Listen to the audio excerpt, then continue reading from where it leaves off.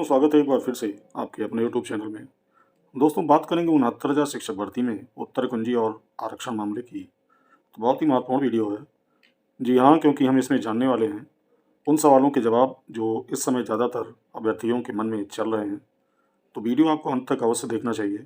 और यदि आप इस चैनल से पहली बार जुड़ रहे हैं और आगे भी चाहते हैं कि महत्वपूर्ण और ऑथेंटिक सूचनाएं आपको इस चैनल के माध्यम से मिलती रहें, तो चैनल को सब्सक्राइब अवश्य कर लीजिए ताकि मेरे वीडियो के नोटिफिकेशन आप तक बिना रुकावट पहुंचते रहें।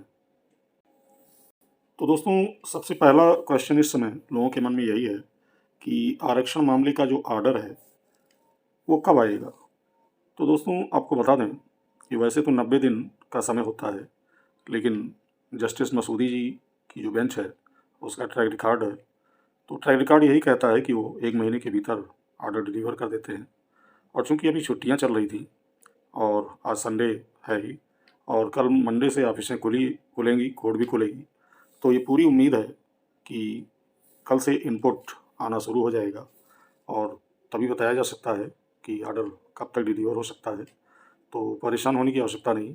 और उसी क्रम में अगले प्रश्न पर आएँ, जो कि सबसे महत्वपूर्ण है कि नियुक्ति प्रक्रिया कब तक प्रारंभ हो सकती है।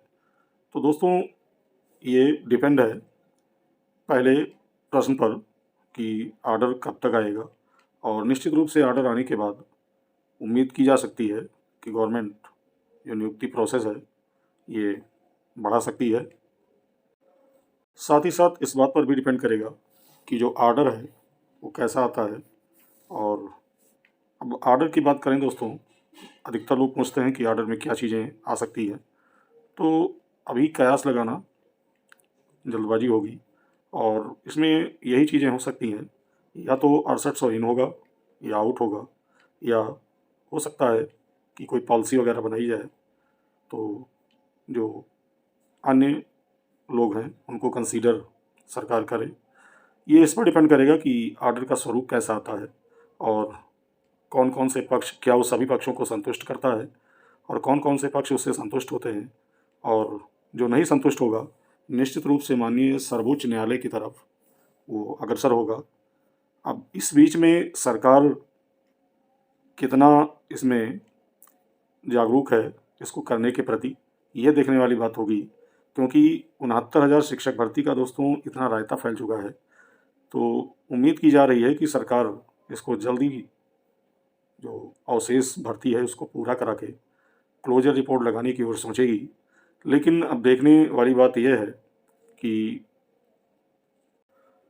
ऑर्डर किस प्रकार का आता है और उसका स्वरूप ही तय करेगा कि ये लड़ाई कहाँ तक जाएगी। और उसी क्रम में अगले प्रश्न की बात करें जो इस समय उत्पन्न हो गया है, बीएड।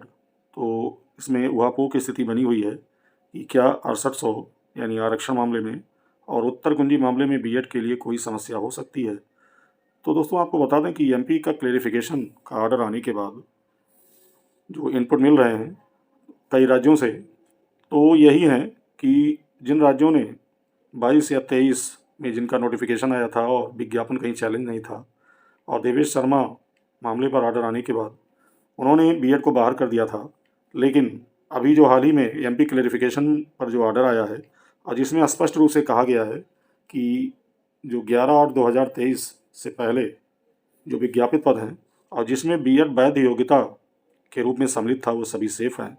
तो जो इनपुट मिल रहा है उसमें बीएड को जहाँ निकाला गया था, चाहे वो बिहार हो चाहे छत्तीसगढ़ हो और एमपी, तो आप देख ही रहे हैं वहाँ पर रिकन्सिडर किया जा रहा है।